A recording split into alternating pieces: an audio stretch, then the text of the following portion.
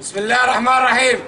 أنا الملازم أول طارق عرموش من مرتبات الفرقة 14 الفوج 556 قوات خاصة، وهذه هويتي.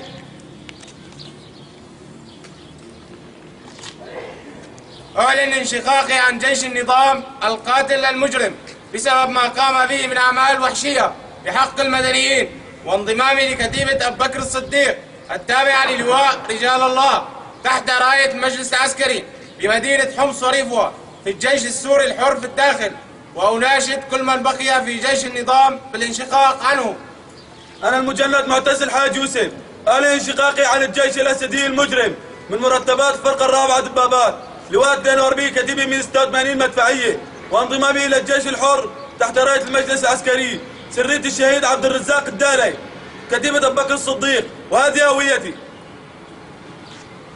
أنا الرقيب أول عمار الجريدية، أعلن انشقاقي عن قوة من الداخلي وانضمامي إلى الجيش السوري الحر، وهذه هويتي.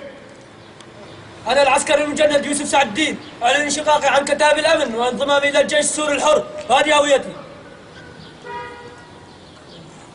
أنا المجند عبد الإله سليمان الشيخ علي، أعلن انشقاقي عن جيش الأسدي وانضمامي إلى الجيش الحر، وهذه هويتي. بسم الله الرحمن الرحيم. واعتصموا بحبل الله جميعا ولا تفرقوا، صدق الله العظيم.